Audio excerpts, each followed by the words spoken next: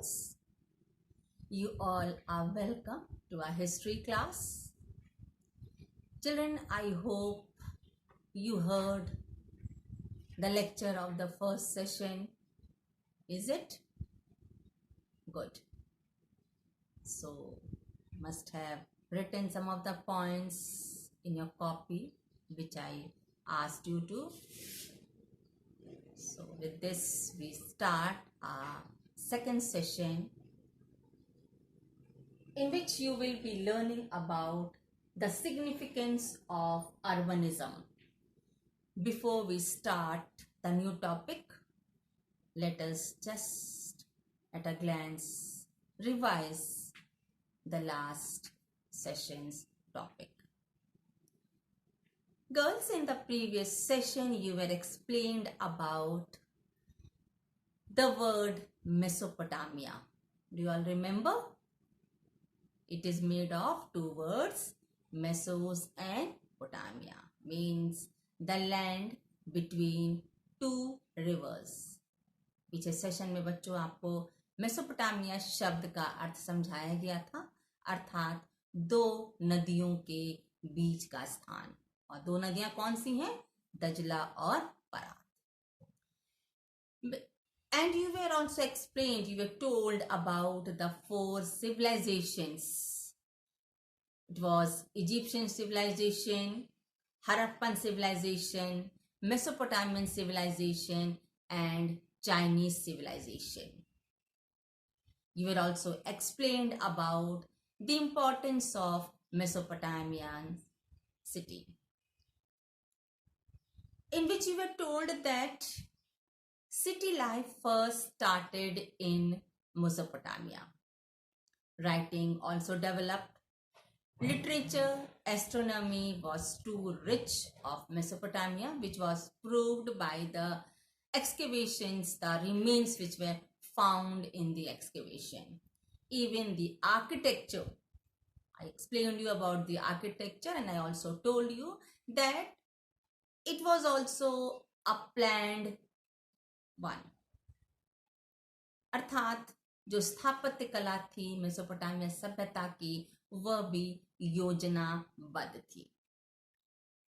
लेकिन यदि उसकी तुलना हम सिंधु सभ्यता से करते हैं तो सिंधु सभ्यता की तुलना में मेसोपोटामिया की सभ्यता की स्थापत्य कला कम पाई जाती है। योजनाबद्ध तरीके से जितना सिंधु सभ्यता के अवशेष हमें बताते हैं, उतना मेसोपोटामिया सभ्यता के अवशेष हमें परिचित नहीं कराते। You were also explained about the geographical condition of Mesopotamia, geographical condition in which you were told about the northern portion, northeast portion, eastern portion and southern portion. Mesopotamia की भौगोलिक स्थिति में आपको उसके उत्तरी क्षेत्र, उत्तर पूर्वी क्षेत्र, पूर्वी क्षेत्र और दक्षिण क्षेत्र की भूमि, वहां की जलवायु और उससे क्या लाभ है, क्या खेती हो पाती है या नहीं, यदि खेती नहीं है तो अन्य कौन सा व्यवसाय विकसित है, इसका वर्णन आपको मैंने पीछे सेशन में किया था।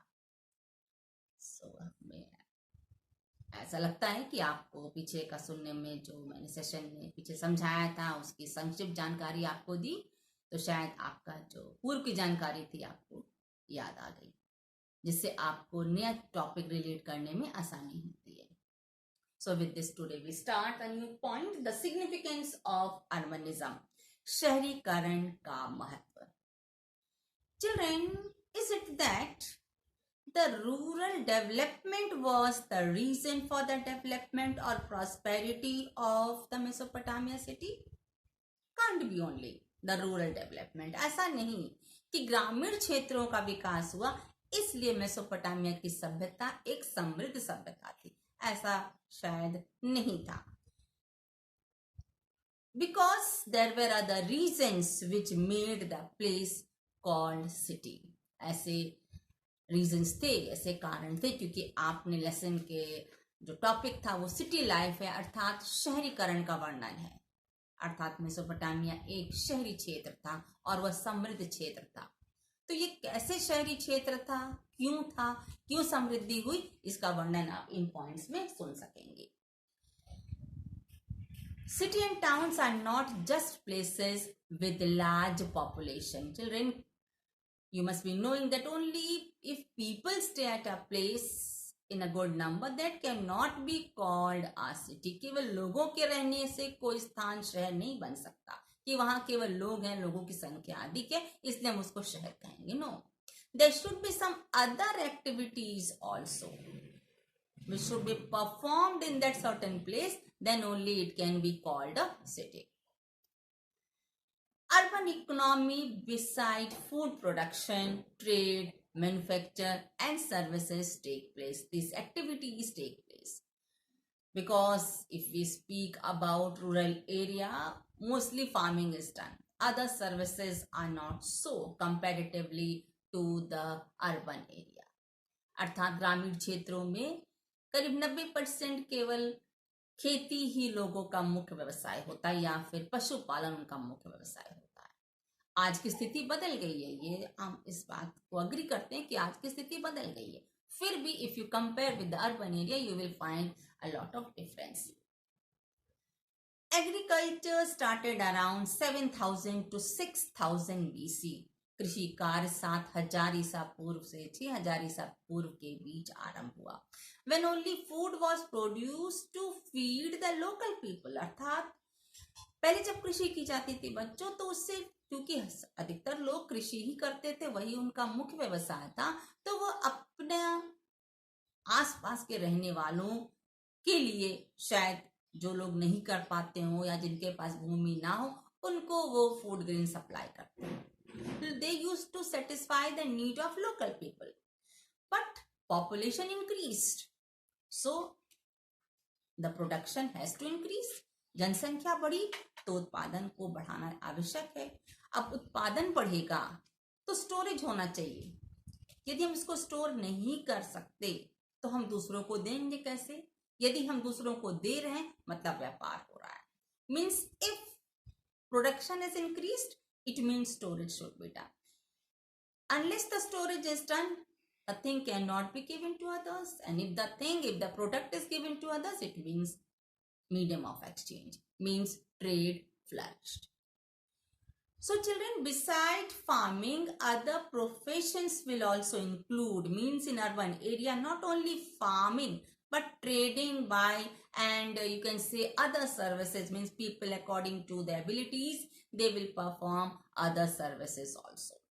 Most of the people will be involved in different types of work according to their capability. शहरी क्षेत्र में ये सही है कि कुछ स्थानों पर ही शायद खेती हो पाती हो, लेकिन उसके साथ साथ वो लोग खेती के अलावा दूसरा काम भी करते हैं. शायद अपने लेजर टाइम में खेती करते हो, शायद क्योंकि उनके पास आज आप जानते हैं आधुनिक संसाधन बढ़ गए हैं.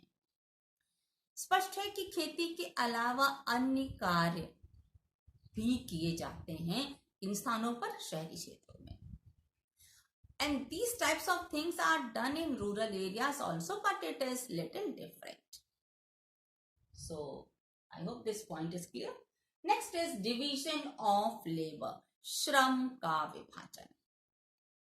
शहरी क्षेत्र है तो वहां श्रम का विभाजन होगा. कैसे होगा? Means people will be involved in farming, they will be involved in trading, and they will be involved in other services. Means different types of people will be doing different types of work according to their ability, according to the skills. The work will be done by different types of people.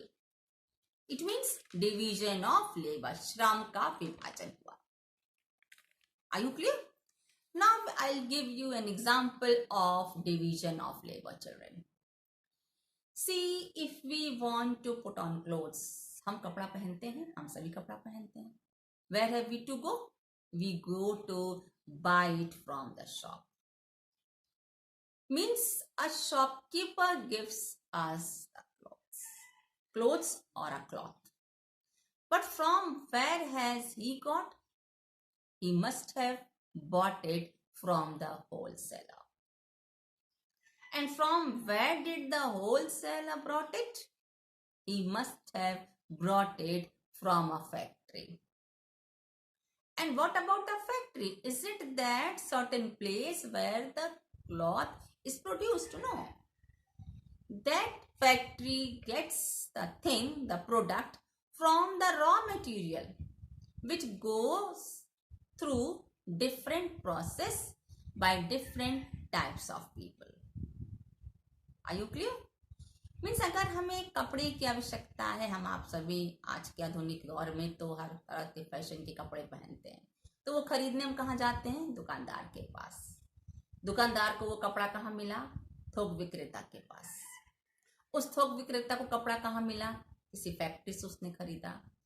और उस factory में वो कपड़ा कहाँ बना? क्या वो वहीं पर पूरा तैयार हुआ? क्या वहीं खेती हुई? क्या उसका रॉ मटेरियल वहीं था? नहीं, उस फैक्ट्री ओनर को भी रॉ मटेरियल से तैयार होने के बाद वहां मिला, चाहे वो किसी भी फर्म का हो। Getting the point?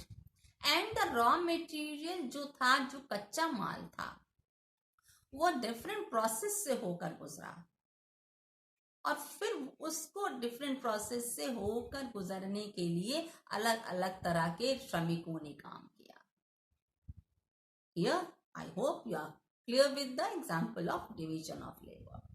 One more point you have got for the same example about a carver, means एक मूर्तिकार के लिए। अगर एक मूर्तिकार को मूर्ति बनानी है तो ऐसा नहीं वो बैठा रहेगा और मूर्ति बन गई, नहीं। He needs different types of things. If he has to prepare that statue from a stone, it means he needs the stone, whichever quality stone he wants. Then he needs some metals. Then he needs tools. What will he do? Everything he has on its own? No. He has to go to a different type of people. उस मूर्तिकार को वो मूर्ति बनाने के लिए जो पत्थर चाहिए, वो पत्थर खरीदने उसे जाना पड़ेगा। यदि कोई धातु का प्रयोग करना है तो उस धातु खरीदने जाना पड़ेगा। और साथ ही साथ बनाने के लिए उसे जो औजार चाहिए, उसे औजार भी खरीदना पड़ेगा। और जहां जहां वह खरीदने जाता है, वह व्यक्ति उसने भी उसे कहीं से प्राप्त किया। यहां भी आप देखती हैं श्रम का विभाजन हुआ। Followed? So children, of course, division of labor takes place in rural areas, but it is upgraded in urban areas. ये सही है, ये श्रम का विभाजन ग्रामीण क्षेत्रों में भी होता है, लेकिन यदि कंपेयर किया जाए तो कुछ परिस्थितियों में शहरी क्षेत्रों के अपेक्षा उन दोनों में अंतर पाया जाता है। The next is about social organization, सामाजिक संगठन। Children, to facilitate the trade activity, we need social organization. व्यापार का विस्तार करना है तो हमें सामाजिक संगठन की आवश्यकता है, क्योंकि एक व्यक्ति कोई काम अकेले नहीं कर सकता। Suppose fuel, metal, various stones, we need many things to prepare a product. Clear? It means those things need to be stored. And those storage will be done by organization. अर्थात जिन भी वस्तुओं की आवश्यकता है वह अलग अलग संगठनों के द्वारा किए जाते हैं। एग्जाम्पल, यदि हमें कोई लोहे का औजार चाहिए तो हम जाकर उसे कपड़े की दुकान पर नहीं खरीद सकते। यदि हमें राशन चाहिए तो हम जाके रेस्टोरेंट में बैठकर दाल चावल गेहूं नहीं खरीद सकते। Means there are different social organisations to satisfy our needs. Means for these things storage has to be done. हमें जिन वस्तुओं की आवश्यकता है, जिस व्यक्ति के पास हम जाते हैं, वह व्यक्ति के पास वह वस्तु पर्याप्त मात्रा में उपलब्ध है, तभी तो खरीद सकते हैं। ऐसा तो अपने दुकान के आगे बोर्ड नहीं लगा सकता कि हमारी दुकान में केवल 5 किलो सामान है, जो 5 किलो सामान जिसको लेना है आ जाओ, 6 किलो को लेना चाहेगा तो उसको नहीं मिलेगा, ऐसा नहीं हो सकता। Means he has to store that product. So to store, what do we need? We need transportation facility. Transportation facility is required because those things need to be brought from certain place, and then again they will be sent to certain place to sale. अर्थात कच्चा माल एक factory में लाने के लिए यातायात के साधन चाहिए, फैक्ट्री से होलसेलर के पास जाने के लिए यातायात के साधन चाहिए, होलसेलर से लेकर दुकानदारों के पास जाने के लिए भी यातायात के साधन चाहिए। तो ये एग्जाम्पल यहाँ भी आपका स्पष्ट है कि अलग अलग संगठन बने हैं जो सभी क्रियाओं को करने के लिए जिम्मेदार है। The next is about written records. Children, urban economies often require the keeping of written records. जो शहरी क्षेत्र हैं वहां की जो अर्थव्यवस्था होती है वह लिखित होती है. How, children? How it helps? Why we need? In this, children, here you can see villages. कई ग्रामीण क्षेत्र हैं जहां पर ग्रामीणों की संख्या अधिक है. ये क्या करते हैं? They produce food grains and other food items. They produce grains and other food items. ये क्या करते हैं? खाद्य सामग्री का उत्पादन करते हैं. अब उत्पादन करके ये केवल अपने घर में रखने के लिए उत्पादन नहीं करेंगे. What will be they do? They will store it.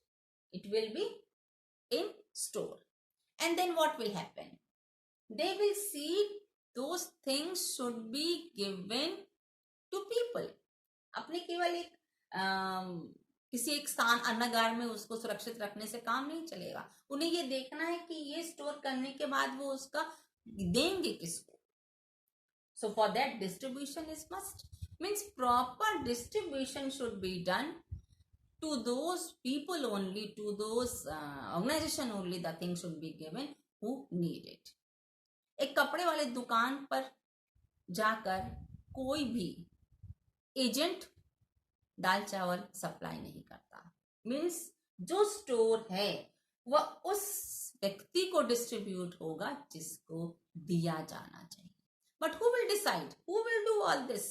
For that authority is required.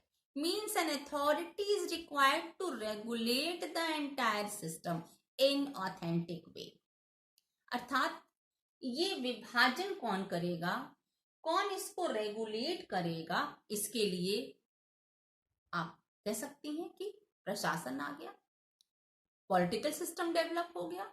Who will see that the work is done in authentic manner. And then all these things, the work should be in record, because that organization which sees that the distribution should be done in a proper way will always keep a written record. आप देखती हैं agent लोग जब भी सामान पहुंचाते हैं उनके पास रिकॉर्ड होता है कि वह उन्होंने कितना सामान दिया, कितना उनको पैसे का भुगतान हुआ और कितना बाकी. Everything is in black and white. It shows that in Mesopotamia writing developed, as you heard in the first session. City and writing, city life and writing, अगर आपको याद आ रहा है तो. It means in Mesopotamia writing developed. Next, children, you see to the figure on page 32 in your book. Just see if you have.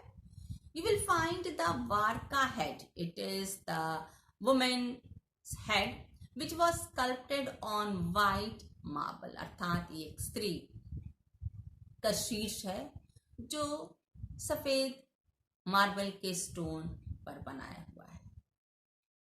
देख सकती हैं आप. आकृति बहुत मनमोहक नहीं है. आप समझ सकती हैं खुदाई के बाद उसे जिस तरह उसको फर्निश किया होगा, कितने वर्षों के बाद खुदाई हुई होगी, तो जरूर हम ये बात कह सकते हैं कि वह उस स्त्री की आकृति उतनी मनमोहक नहीं है. लेकिन एक समय जब वो बनाई गई होगी बिल्कुल वह आकृति मनमोहक रही होगी. आपको इस पॉइंट्स इतने ही जानना है कि उस समय व्हाइट मार्बल या सफेद संगमरमर पर काम हुआ था। शाहजहां ने मुगलों के शासनकाल में ताजमहल बनवाया, लेकिन ये मेसोपोटामियन सिविलाइजेशन था जो एक रिच सिविलाइजेशन था। उस समय भी सफेद संगमरमर के पत्थर पर स्कल्पचर का काम हुआ था। And it is also that sculpture was a world famous piece of sculpture which was done and it was really admirable. इस समय यह बनाया गया था, वह सच में बड़ा ही मनमोहक था।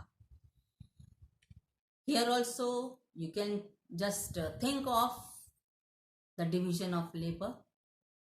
उस मूर्ति को बनाने में कितने ऑर्गेनाइजेशंस की भूमिका रही होगी। Clear? Now we see to the third point of today's session, movement of goods into cities. शहरों में माल की आवाजाही। Children, of course, agriculture flourished in Mesopotamia, but mineral resources were not found. अर्थात खनिज पदार्थ उपलब्ध नहीं थे। Especially if we speak about the southern portion, there farming was done, but minerals were not found. यदि हम दक्षिणी क्षेत्र मेसोपोटामिया के दक्षिणी क्षेत्र के बारे में यदि बात करते हैं तो वहां खेती हुई, लेकिन वहां पर मिनरल्स या खनिज पदार्थ उपलब्ध नहीं थे।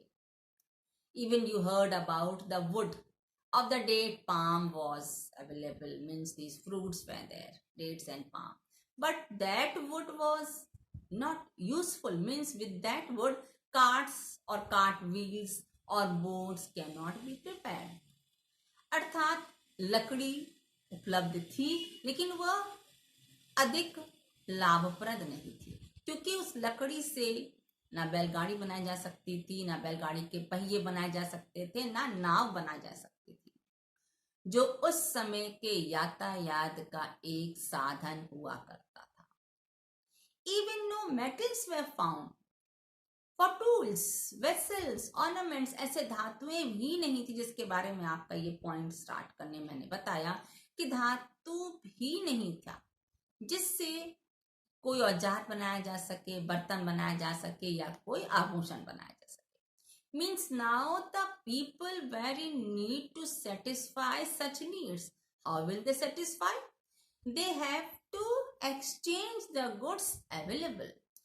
अब मेसोपोटामिया में रह रहे लोगों को अपनी आवश्यकताओं की भी तो पूर्ति करनी, क्योंकि वहां धातु नहीं है, अच्छी लकड़ी नहीं है, तो आखिर उनकी और आवश्यकताएं कैसे पूरी करेंगे वो लोग। इसी कारण से ट्रेड स्टार्ट हुआ, मीडियम ऑफ एक्सचेंज, वस्तुओं की अदला बदली शुरू हुई। Means in northern portion ship was there. जब हम पूर्वी क्षेत्र के बारे में बात करते हैं तो आपने सुना कि वहां पर पशुपालन होता था, खास करके बकरी और भेड़ पाली जाती थी। बकरी से आपका, because goat is a milching animal, और sheep gives us wool, so shows that with that textile established, textile flourished. So people of Mesopotamia started satisfying the needs from Turkey, Iran and Gulf. इससे क्या हुआ? Trade का विस्तार हुआ। Now for this what do we need? We need transportation. And transportation, if it is not available, the trade cannot develop. So to see to the transportation by road, what do we need? We need proper roads. Then only trade relation can flourish. Even for waterways, Euphrates and Tigris and that tributaries, दजला और फरात की नदियां और उनकी सहायक जो नदियां थी, यह भी यातायात के साधन में इनकी बड़ी भूमिका थी, जिसके बारे में आपने पीछे सेशन में सुना है। इतना ही नहीं, थल से भी यात्रा होती थी, अर्थात आपने अभी तुरंत सुना that carts and the wheel of the cart was to be prepared. It means the things were sent from one place to another by road also, which made the trade flourish. Clear? I hope children, you just see to the board. Just see, have a look so that you may get the points what was explained. Done? Okay. So today we have done these 2 points. Point number 2 and point number 3. Listen to the lecture carefully. Read from the book and be thorough in your studies. Okay. Thank you, class. God bless you.